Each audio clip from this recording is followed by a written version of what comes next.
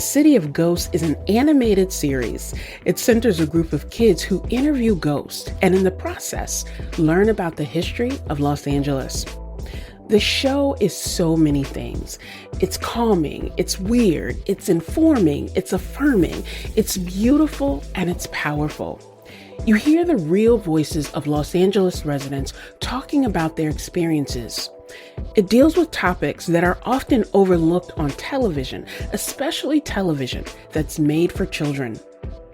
One episode talks about the Tongva, the native peoples who have survived in Los Angeles through colonization. We start every episode with a map of our city, one with all the names and places we know. But who came up with those names? And were there other names before them? Another episode touches on gentrification. They redesigned the park and put a big fence up, and the drum circle had to go away. But that park is the heartbeat of the community. That park is the heartbeat. And another looks at the U.S. government's incarceration of Japanese Americans during World War II. I hated history because when we get to World War II, I just felt that discrimination, like we were the perpetrators. This is Disrupted. I'm Kalila Brown-Dean. This hour, we're talking about television, whose stories are told, and by whom. Later, we'll talk about TV shows that center Black characters. But up first, we talk with Elizabeth Ito. She's a writer, director, and storyboard artist in the animation industry. She's worked on the popular animated show Adventure Time and is creator of the Peabody Award-winning City of Ghosts. It's currently available on Netflix. Elizabeth, it's wonderful to have you on Disrupted. Thank you so much for having me. I really appreciate you inviting me. Yeah, but before we talk about the particular shows that you have created and worked on, I'm curious about animation. Like, how did you discover that animation was the art form that you were connected to or that you wanted to explore? What was that connection? Well, since I was really little, I always really liked to draw. And I also was really into, I don't know, just music and a lot of creative things. And then as I got older, I was just trying to figure out, what's a job that you can do with that with that art? Because when you tell your parents, like, I want to be an artist, I mean, my parents were really understanding, and they were kind of like, well, what kind of artist do you want to be? So then when I was in 11th grade, I went to this state program here in California called CISA. That's California State Summer School for the Arts. And I had applied for it for animation because they didn't have that at my high school as like a thing you could take. And it was amazing. Like, I think it was just one of those things where, I mean, I don't know, maybe it's just because I was also a teenager, but you just sort of realize, like, this media is like combining everything that I like. Like, it combines the ability to like have rhythm and music and film and drawing and all of that. All in the same package. So that's pretty much, how I found it.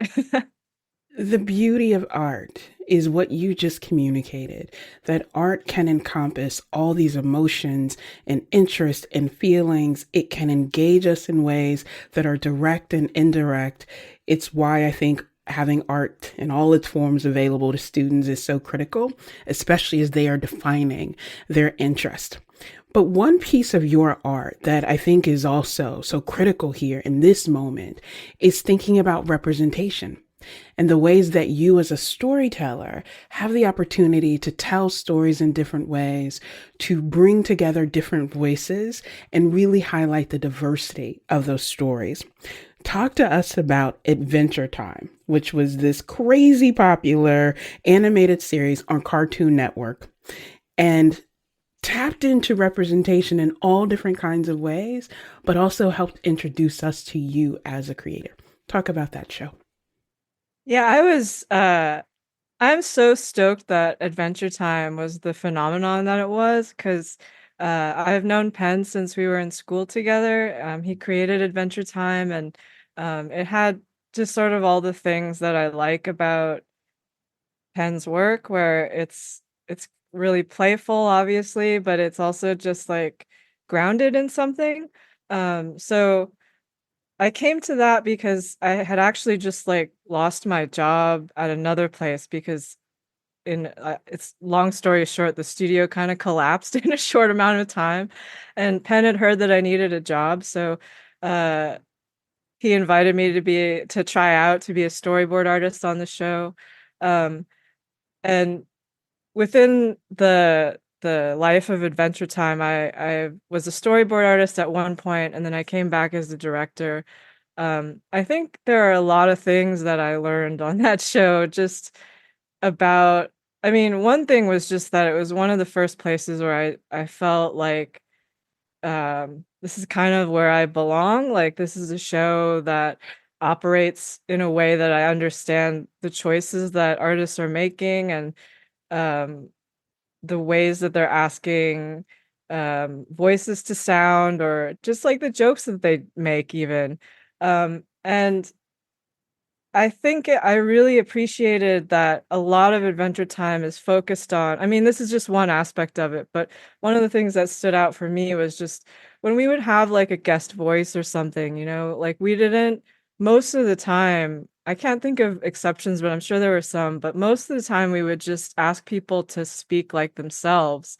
Um, because to me and to a lot of our crew, like that's what we like about them because that's why we brought them on. So I think that's just something that continued for me, and it sort of like stretches out to things that include like not only like the sound of your voice, but like the way that you talk, the things that you talk about. And I think all of that is just like incredibly important when it comes to representing anybody. That idea of voice and sound and authenticity, we had a conversation with Aisha Roscoe from NPR, who talked about when she became a host, there were people who criticized her sound, criticized her voice, and wanted her to sound like everyone but herself. And to think about how that shows up even in animated series. You mentioned working with your friend Penn, who is Pendleton Ward, the creator of Adventure Time. What you created together, if I'm honest, in some ways felt really subversive. That you were having these authentic voices, telling these stories on a network like Cartoon Network, which was very different in terms of the platform you would expect that. Did you feel like you were kind of, listen, we don't have to be in your face, but we are still going to get across what we intend to do as creators? It's hard for me to speak on it just because I remember at the very beginning, there's just so much that gets thrown at you as to the choices that you have to make and the things that you choose to stick up for versus like what you kind of have to let go. And I don't even really remember all of that stuff from the very beginning. And I'm sure Penn doesn't remember all of it either because it's kind of stuff that you have to block out if you want to keep working. Um, but I do think there were moments where there were certain things that we felt compelled to fight for because we knew like just even sometimes it's just like a word use. I remember there was one for me where it was like, this is a very specific thing, but there was some note that came back about some characters saying like they were prego. And there was some kind of issue with that. And I remember I was pregnant at the time. So it was kind of like, this is a really weird thing for you guys to be like harping on. Because me as a prego person does not have a feeling that this is that we shouldn't be able to say that. So like things like that, I think like later got a little bit easier to kind of like push back on once you have the momentum from the beginning. But at the beginning, there's a lot that you have to sort of navigate as to like, am I gonna say something about that, or is that okay to let that go? And I imagine too that being a creator in that space where you want the artistic control and you are also navigating what sometimes can feel like competing interest, there's a big responsibility in that and making sure you are true to the integrity of the work and the art, but also, as you said, having to understand certain things aren't worth fighting for in the moment. That's a big responsibility. And you go out and create your own Peabody Award winning show. So it's clear that you are used to doing hard things and that you do them well. That award winning series is called City of Ghosts. It's about a group of children who interview ghosts and they learn about the history of different neighborhoods across LA. Where did the idea for that series come from? Part of it was like when I was little, I had an experience with a ghost, like when I was 6. And so I was thinking about ghosts and I was thinking about VR. And like one of the things was just that people were trying to figure out whether like can you story tell with stuff like VR, or how do you do it, that kind of stuff. And when I was thinking about it, I was like, well, I've tried a few experiences and it's weird for me because at the time I felt like most of them made me feel ghost like when you're watching something but no one else in that environment can really see you, it feels weird. um and so I had been thinking about like, oh, maybe like if you were using VR you could do a project about ghosts. And then just related to that, I was thinking about, I mean, I live in LA, so it's like everything's getting gentrified everywhere here. And so there was this thought of like, I really want to be able to talk about that, but I don't think I can just propose a show about gentrification. That doesn't seem like anyone's going to go for that. So how do you wrap that up in something that like, what is it that I'm trying to do? Like, I'm trying to make sure that kids who are here have some idea of like the history of where they live so that even if businesses change, even if the neighborhood changes, um, you can still have this record that kids can look at and go like, oh, that's why that building over there looks like that, or that's who used to be there, or oh, now that business is this and it used to be that. I saw it in the show or something like that. So um it was that, and then the last piece of it was just really wanting like a show for my own kids that spoke to like sensitive children and children that were just kind of like curious and sensitive and maybe a little bit weird and also just really interested when they find stuff out. So yeah. As a grown up who has always been a weird kid, thank you for speaking to us and creating for us. But I think that's the power of what you have created here. There are layers and complexities to this because you are telling real stories, real experience from real people. And that is much different from thinking about the end game of the story you want to tell and then just creating all the pieces. It's much more complicated to do it the way that you do, but it is so much more powerful because with all the development, the displacement that's happening, you are centering people. You are centering real experiences, real identities that get tied in to space and place. Talk to us about that creative choice of this is how I want to tell these stories and not just doing it the easier way or the way that it's usually done. What was that choice for you? I'm still trying to get over what you said because it made me choked up. I was like, yeah, that is what I'm trying to do. Um, I don't know. It was an insane journey. It's like I don't think I even went into it thinking like uh thinking all that stuff that I just told you. I mean, I did want to make a show for like my kid, but like part of it was just I really thrive on creating stuff in ways that feels like you're not doing a template, like, or you're making your own template. There's stuff that's influenced me where I think like I watched a lot of Creature Comforts. That was this stop motion animated short by this animator Nick Park and Aardman, where he interviewed people. I think they're at the zoo, but he also turned them into zoo animals, talking about their circumstances.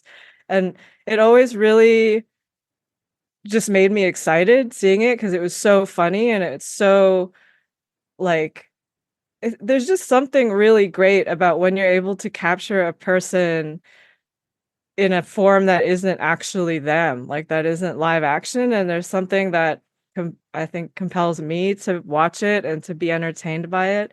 Um, so I think like going back to like the Adventure Time thing of like appreciating people's actual voices, um, it's a lot of that for me. And it's a lot of like when you talk to people, sometimes you'll have to talk to them for a long time, but I feel like every person has something that they can tell you that's like really interesting about their story, or just something where you will relate to them.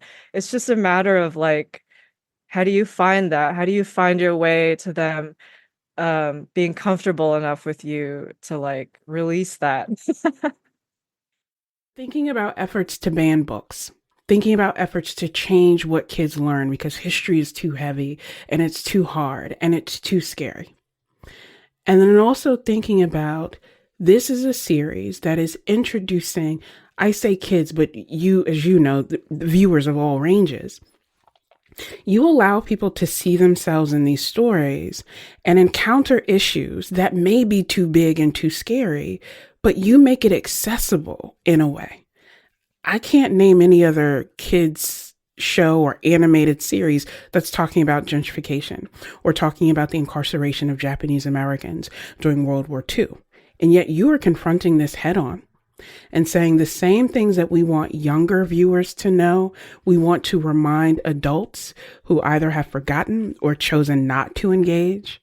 And I think about the power of conversation intergenerationally that your show allows us to have. Do you see a weight in that? Or is it, look, I'm figuring it out as I go and I'm going to embrace the journey as it is? Oh, there's definitely a weight. um, like, yeah, I try to be really honest about it, but like in the scope of things that we covered, um, like to be completely frank, the one that made me the most nervous was like the episode we did about the Tongva, because there's a huge weight to everything that indigenous people in this country have been through. And specifically them, because I mean, I focused on them because it was something that I had very, very, very little knowledge about. And that made me really nervous to try to, like, I think I wasn't sure yet whether we were going to do that at the very beginning because of that. I mean, the whole show, honestly, there were parts of it where I was really nervous about that because I follow a lot of things that happen and like on social media, probably too much, where I'm just like, I don't want to do it wrong. I don't want to get I don't want to get shouted down, but like also, maybe we just go about it in a way where like the chances are slim. Like if you focus on the people, if you focus on trying to center that story instead of like your introduction to that story, then I think like that's where the sweet spot is. But it's also like, yeah, I'm still sort of navigating it. I'll still take those chances, but I try to be really cautious about it because I know that there's a lot of places where people have done it wrong. I think what you have just voiced for us is the value of cultural humility, right? That says, I don't know all the answers. I may not be the person who is the expert on this, but not telling these stories and not trying to tell these stories well and accurately and honor the experience, that doesn't get us anywhere either. I want you to think about the places that you've lived throughout your life. What's the story that you want people in the future to know or remember about the places you lived? Oh, wow. Let me think for a second. I mean, one thing, I guess this is just a really not super, it's not superficial, but it is just a thing I remember from my childhood. Like, uh, where my family lives is like in the Crenshaw area. So that's kind of like South Central adjacent and obviously like right next to Lamert Park. Um, And for the period when I was in, elementary school, junior high, high school, that area was a little rough, and also but I think also, like, certain areas of the city, like West Side folks might it's so close, but it's really random that they'll have judgments about what they'll encounter if they come to your neighborhood to hang out with you, or who lives there, what's going on there. Um, and I don't know. I just hope that in the future there's kind of like uh less closed offedness to like the all of the different communities we have here, where I think it doesn't have to be like that. You could go down there and you could see what it's actually like for yourself. It's not that far. And like for people to take those steps and to support those communities, like where you can go find out about it before it's a hot topic of gentrification or something. You could go meet people that live there. You could go, yeah, just check out the culture in different places, before it's like a point of hot point, you know? And that could do a lot for our city just to know about that. I think it helps have a collective sense of pride, of understanding, and of connection, and to think about how proximate we are to one another. And yet there seem to be social, political, economic forces that thrive on keeping us separate or making us feel like our interests aren't connected. You and your work deal with a lot of challenging topics, challenging themes. You tackle questions of representation, and animation becomes this sort of thread for the story. I'm curious, as we come to the close of this conversation, what is it that gives you hope? Right now, kids give me a lot of hope. They give me the most hope, I think, because um, they're they're smart. They think outside the box. They know when you're lying and when you're not. Um, there's a lot of things to be hopeless about right now, I think, but anytime that I get to spend time witnessing that, like whether it's going to a classroom and teaching them how to make zines, or just even being around them, like my own kids, but also other people's kids, where they say really funny things. They're like some of the best comedians, uh, like the weirdest, best comedians. But yeah, I'll pick that, children. Here's to curious, weird kids everywhere. May we know them and be them. Elizabeth Ito is a writer, director, and storyboard artist. She's creator of the award-winning series, City of Ghosts. It's currently available on Netflix. Elizabeth, thank you so much for your time. Thank you. Coming up, we hear about the history of Black TV, from Diahann Carroll to Issa Rae. This is Disrupted. Stay with us.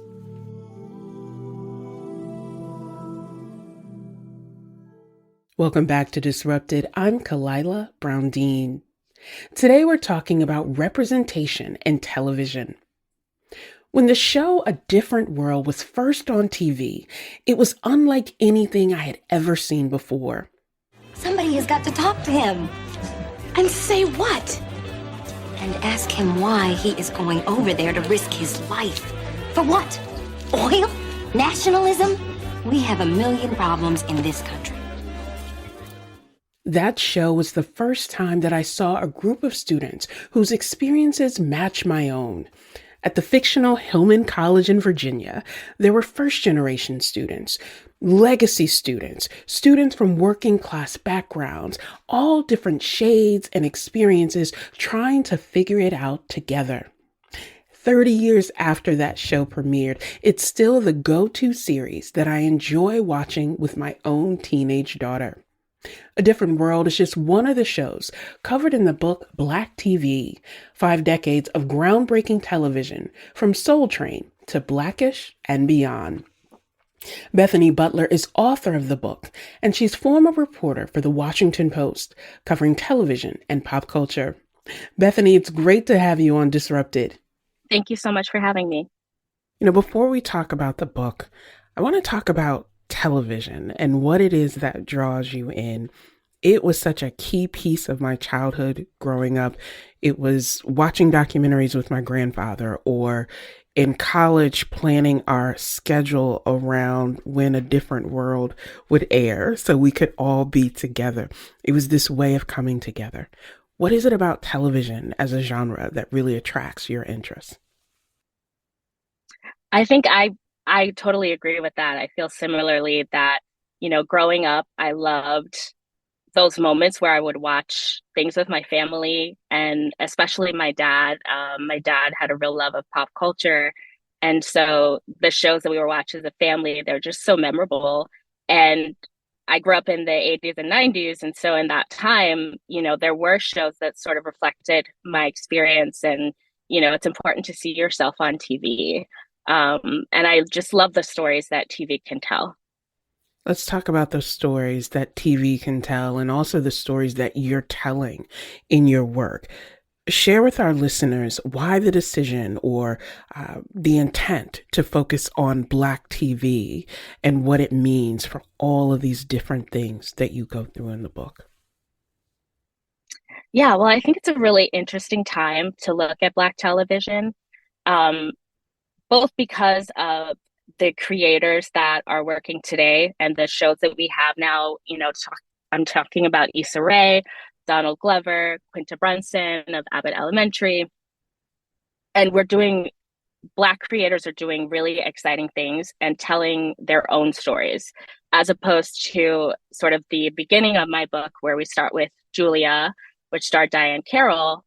And we know that during the 60s and 70s and even 80s, the writer rooms were mostly white. Let me ask you what may seem like a really basic and naive question. How do you define Black television? Because what you just mentioned were the creators and creatives that we have today who are telling these stories that may not just focus on Black lives and Black realities, but are created by Black people. That is very different from what you mentioned in the past, where it was primarily a room of white writers trying to tell the stories of Black people. So what constitutes Black television as you define it? Yeah, so in my book, I define Black TV as these shows and stories where they center Black people and it's not about sort of the white people around them. So we're not the BFF to the white lead character. And obviously that was a challenge in, starting from the late 60s. There didn't exist at that time, a show that was created by a Black person and who had control over the storytelling. So in those early days, I think I defined Black TV by shows that had a majority Black cast, shows that centered a Black lead. Let's talk about one of those shows that you mentioned a few moments ago, and that is the iconic show Julia, which starred Diahann Carroll, who talent beyond belief in so many different areas. And what it meant for this show that premiered in 1968. I think let's pause there for a moment. 1968, a show that centers a Black woman and all of the other dynamics that come along with that, all the judgments, how difficult it was to do that. Share with our listeners, what is it about that series that made you say, this is where I want to start the book because of all the threads that come together within the show? Julia was the first TV show to center a Black family. As I describe it in the book, this was about Julia, Diahann Carroll's character, and she was a widow raising her son. And the show took you into their home and show their day-to-day lives. And one thing that creator Hal Kanter and Diahann Carroll agreed on, because there was a lot that they disagreed on, but one thing they agreed on was they wanted Julia to spotlight the Black middle class. And that had never really been seen on TV before then. As you were talking about that, the agreements and the disagreements that came into that, at its core, television is about art and about who has control over art, who gets to tell those stories. What are the stories that we tell? And frankly, Bethany, recognizing the challenge of deciding which stories to tell, because so much is riding on Julia as a show, but also on Diahann Carroll, of understanding it is rare, it has not existed that we've had this middle class experience there. And I'm going to be the one to present that. And then we fast forward to the 90s with like the Cosby Show, where people said, oh, that's so unrealistic. Those kinds of Black families don't exist. And you had other people saying, well, actually, yes, we do exist. And how do we tell the beauty, the diversity of existence within Black communities, understanding we may only have 30 minutes, 24 minutes, however commercials were at the time, to do it. How much of a pressure or burden does that place on creators when they realize the stakes are so much higher than just let's make good TV? It puts so much pressure on creators. And I think Diahann Carroll is an example of how much pressure it puts on talent as well, talent and creatives, writers. Diahann Carroll felt such a responsibility to Black people. She knew that as the first to take this on. She even said that it would be so transformative for Black children. She was aware that just the idea of a Black child tuning in and seeing her would be so mental. And I think she really had to pick her battles in a way, because she knew it was such an important moment. But she also, there were certain things that she went back with Hal Kanter on, like, no, I don't think a Black mother would do that. I don't think a Black woman would do that. And they didn't always agree. And ultimately, Hal Kanter was the one in power. But I think that that's part of Diahann Carroll's legacy, that she took that role on. She understood how important it was. And I think we've seen the talent and writers and creators that came after her have done the same thing. They have to pick their battles with the network. They have to decide sort of what they're going to fight for. And I think with every show, there's a progression. And so none of these shows exist in a vacuum. I feel like every single one is important and a stepping stone to where we are now. What I also appreciate about the nuance that you introduce in this book and the context that you introduce for us to consider is that for many actors and creators, it isn't this either or. Either I'm presenting myself as a Black actor or actress, or I just want to be seen as an actor. That it's really a negotiation that, let's be honest, gender plays into it in many ways. Proximity to power plays into it.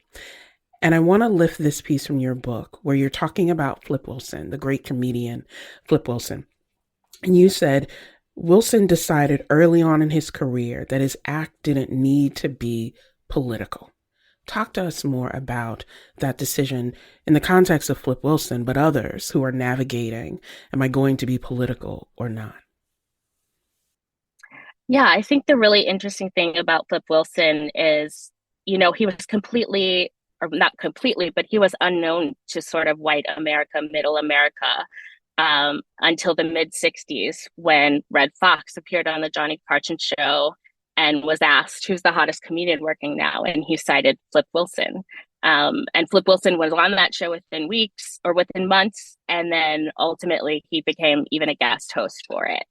But I think, for Flip Wilson, he had a plan. He just wanted to be a comedian. And I think what was interesting to me is looking back at some of the news archives from that time and seeing what was written about Flip Wilson. And obviously, just like Hollywood, journalism was also very white. So these were often white men asking him, sort of expecting his act to be political because he was Black. And I think he just wanted to be seen as Flip Wilson, but by virtue of being Flip Wilson and being a Black man, that experience was infused into his work. Coming up, We'll talk about the current status of Black TV. This is Disrupted. We'll be right back.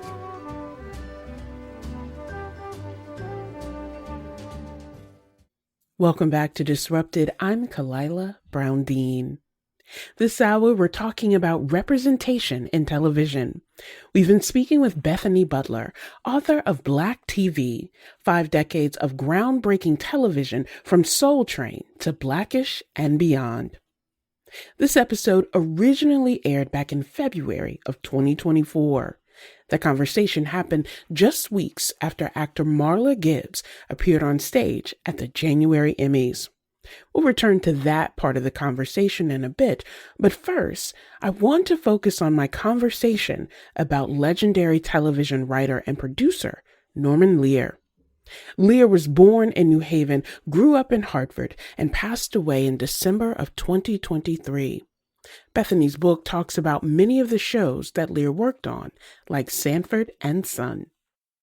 You mean to tell me you want me to be sick just because you're sick? Yeah, I don't want to suffer all by myself. A family that's sick together sticks together. And the Jeffersons.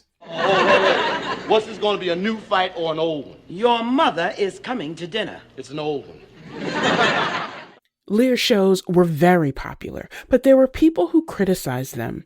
Some of that criticism centered on stories that the shows told, and also the fact that many of the people working behind the camera were white. Ask Bethany about Lear's legacy.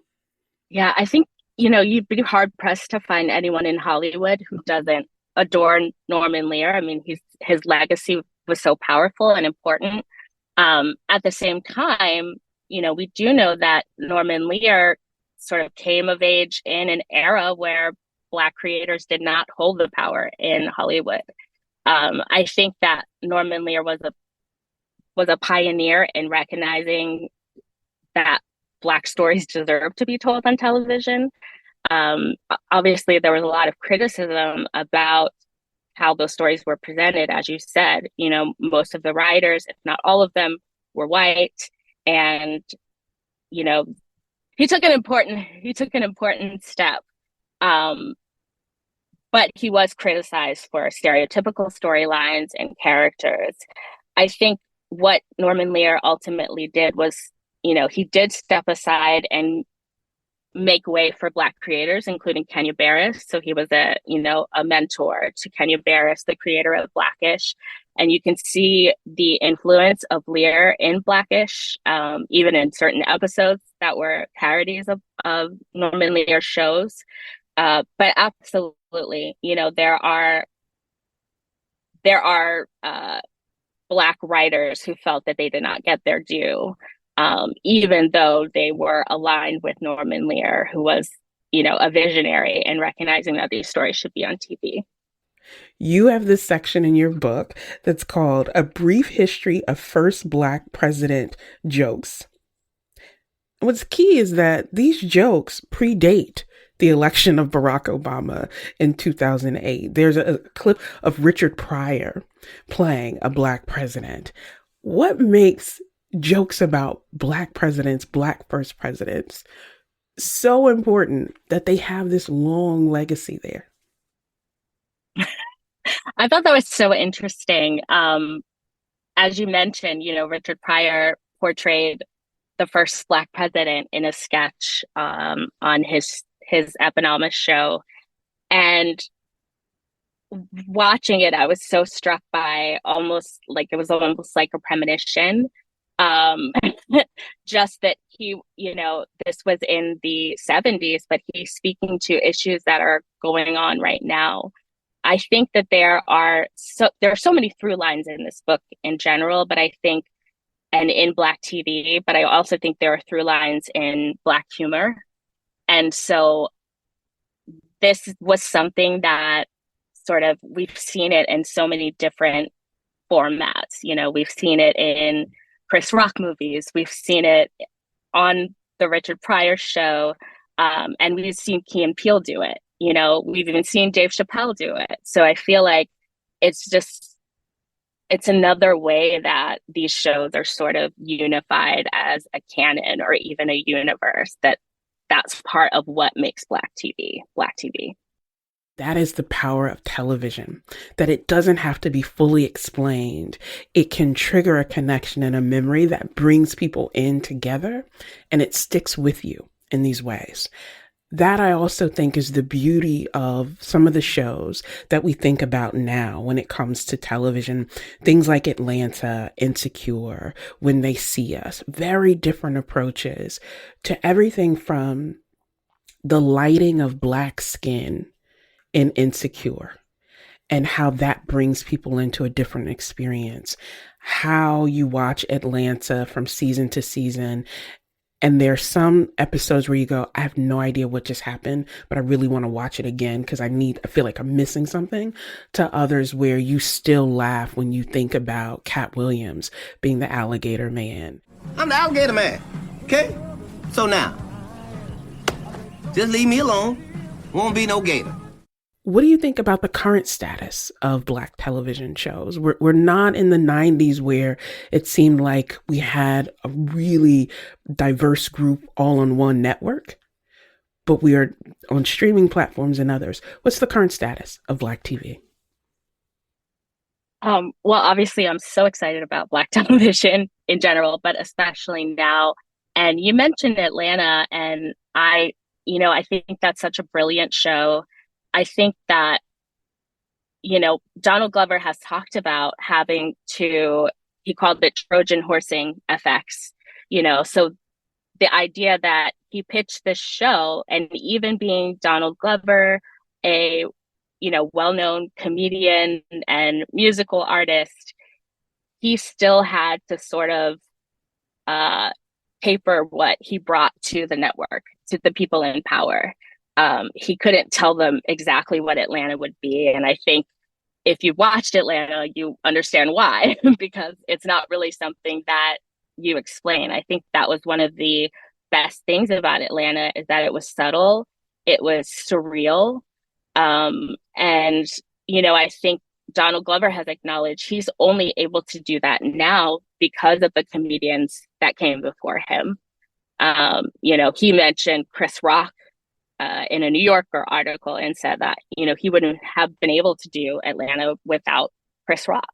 And you also mentioned Issa Rae's Insecure. And I think that's another example of someone who is representative of the people who came before her, and also very intentional about portraying, for me, it's like Black millennialhood. Being a, Black millennial, I saw myself in that show. I saw sort of, work struggles, friendship struggles. These are all universal themes.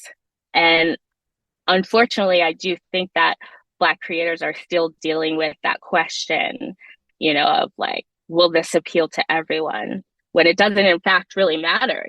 Insecure resonated with so many people for different reasons, but especially Black women, because it was our experience on screen. What I keep hearing come up in your work, Bethany, is this connection of acknowledgement of the past, acknowledge of the history and the lineage that these newer shows come into. And you had an article where you talk about this in the Washington Post. And you say, we're in a golden age of Black television. But there would be no Scandal without Julia, no Blackish without Good Times, no Swarm without Atlanta. And as I read that and prepared for our conversation today, I kept going back to that feeling I had when I saw the beautiful, regal Marla Gibbs on stage of the Emmys, 92 years old, gorgeous, sharp. I mean, the open shoulder. I was like, let's go, Marla Gibbs, right? I am so honored to be presenting this award with the incomparable Marla Gibbs. What's the secret to working in Hollywood for so long? Oh, that's easy, baby. The wage gap. I gotta work 20 more years before I can retire. But if you great writers write something for me, I'll just keep on working and cut into that wage gap. It was this moment that blew me away, because she could deliver this humor, but it was wrapped totally in reality of standing on that stage beside Quinta Brunson that we know became the first Black woman in 40 years to win Best Actress in Comedy, and only the second in the history of that award show. And they've been giving out Emmys nearly 75 years. Niecy Nash Betts talks about it in her work. Taraji P. Henson talks about it in the context of film, but it all goes back to Marla Gibbs reminding us we have to acknowledge that history. We have to acknowledge the people who have made it possible to have these diverse creators and all the stories that they are telling. All of that leads me to this very basic question. What do you see as the future of Black television, given that history and the fact that we're still making history? You know, it's such a pivotal time in Black TV history because of the creators that are able to tell these authentic stories and be in control of their projects. And I also think that, you know, there's this through line from, you know, Julia to Scandal. I mentioned this in the book that, you know, Scandal used Julia Baker, that was Diahann Carroll's character, used her as an alias in Scandal. It's just sort of written into the script. And Shonda Rhimes had talked about how influential it was for her to see Diahann Carroll as Julia.